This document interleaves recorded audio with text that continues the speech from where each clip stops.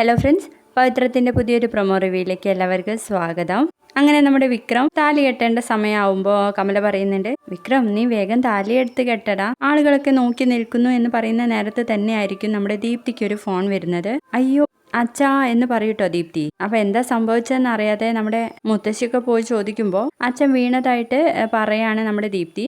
അപ്പൊ പറയും, ഏതായാലും ഇവിടം വരെ എത്തി, ഇനി വേദമോളുടെ താലികെട്ടൽ കൂടി കഴിഞ്ഞിട്ട് നമുക്കങ്ങ് പോവാ എന്ന് പറയുമ്പോഴേക്കും ദീപ്തി അങ്ങ് ചൂടാവാണ് കേട്ടോ. മുത്തശ്ശിക്ക് ഇപ്പോഴും ഇതാണ് വലുത്, അച്ഛൻ പറഞ്ഞതല്ലേ ഈ കല്യാണം വേണ്ട എന്നുള്ള കാര്യം. ഒന്നും കേൾക്കാതെ എല്ലാരും കൂടി ഈ വിവാഹത്തിന് സമ്മതിച്ച ദിവസം തന്നെ എന്റെ അച്ഛൻ വീണല്ലോ എന്ന് പറഞ്ഞിട്ട് നമ്മുടെ ദീപ്തി അങ്ങ് ഓടി പോവാണ് കേട്ടോ. അപ്പൊ തന്നെ മണ്ഡപത്തിൽ നിന്ന് നമ്മുടെ വേദയും എണീറ്റ് പോവാണ്. ഇത് കാണുന്ന വിക്രമിനാണെങ്കിലോ അവിടെ കാണുന്ന ആ താലം ഒരൊറ്റ തട്ട് കൊടുക്കാണ്. അതിലായിരിക്കും വേദയുടെ പൂജിച്ച് വെച്ച ആ താലി ഉണ്ടായിരിക്കുക. അത് നേരെ വന്ന് വീഴുന്നത് നമ്മുടെ വേദയുടെ കഴുത്തിൽ തന്നെ ആയിരിക്കും കേട്ടോ. പെട്ടെന്ന് വേദ കഴുത്തിലേക്കാണ് കേട്ടോ നോക്കുന്നത്. ഇത് കാണുന്ന വിക്രമിന്റെ മുത്തശ്ശി പറയുന്നുണ്ട്, എത്രയൊക്കെ തട്ടിയേറിയാ നോക്കിയാലും എന്തൊക്കെ സംഭവിച്ചാലും ഇവളുടെ കഴുത്തിൽ കെട്ടിയ ആ താലി തട്ടി മാറ്റാൻ ദൈവം സമ്മതിക്കില്ല എന്ന് പറഞ്ഞു നിൽക്കുന്ന ഒരു അടിപൊളി പ്രൊമോ ആണ് കണ്ടിരുന്നത്.